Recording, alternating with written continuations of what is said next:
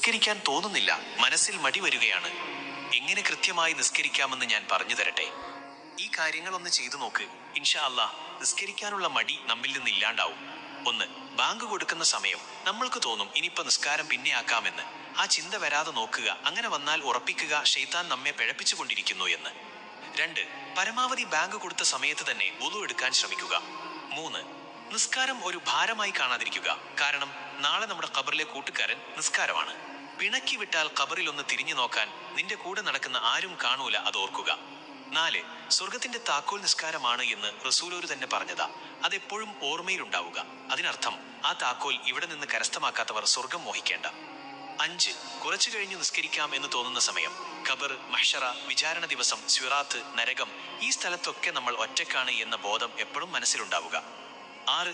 പിന്നൊന്ന് ഉറപ്പിക്കുക, നിസ്കാരം ഉപേക്ഷിച്ചാൽ ഈമാൻ കിട്ടി മരിക്കൂല, ഈമാൻ കിട്ടാതെ മരിച്ചാൽ നരകം ഉറപ്പിക്കാം, റബ്ബ് കാത്തുരക്ഷിക്കട്ടെ, ആമീൻ. 7. എപ്പോഴും ഓർമ്മയിലുണ്ടാവുക, ഈ വഖത്ത് ഒഴിവാക്കിയാൽ ഒരുപക്ഷെ അടുത്ത വഖത്ത് ഒഴിവാക്കാൻ നീ ഉണ്ടാവില്ല എന്ന്. നിസ്കാരം ഒഴിവാക്കുന്നവർക്ക് ആയുസ് കുറയും, ദാഹിച്ചു മരിക്കും, ഖബറിൽ തീ നിറക്കപ്പെടും, സ്വർഗത്തിന്റെ വാസന പോലും കിട്ടില്ല. 8. എപ്പോ നിസ്കാരം ഒഴിവാക്കണം തോന്നുമ്പോഴും ഓർത്തോ, നീ നിസ്കാരം ഒഴിവാക്കി സമ്പാദിക്കുന്നതൊന്നും നിനക്ക് ഉപകാരപ്പെടില്ല, നഷ്ടങ്ങളല്ലാതെ. 9. റബ്ബിനോട് ഇടയ്ക്ക് ദുആ ചെയ്യുക, മനസ്സ് നന്നാക്കി തരാനും നിസ്കാരത്തിൽ കൂടുതൽ ശ്രദ്ധ കിട്ടാനും.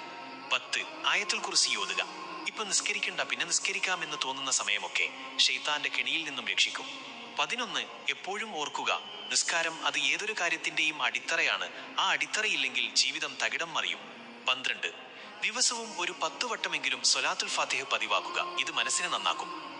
ഇങ്ങനെയൊന്ന് ചെയ്തു നോക്ക്, ശരിയാവും ഇൻഷാ അല്ലാഹ്. മറ്റുള്ളവർക്കും ഇത് അയച്ചു കൊടുക്കണേ ഹബീബേ. ചിലപ്പോൾ നിങ്ങൾ കാരണം അവരും നന്നായാലോ, നിങ്ങൾക്കും അതിന്റെ പ്രതിഫലം കിട്ടില്ലേ. അള്ളാഹു നമ്മുടെ അമലുകളെല്ലാം സ്വീകരിക്കട്ടെ, ആമീൻ യാ റബ്ബൽ ആലമീൻ. അസ്സലാമു അലൈക്കും വറഹ്മത്തുള്ളാഹി വബറകാതുഹു.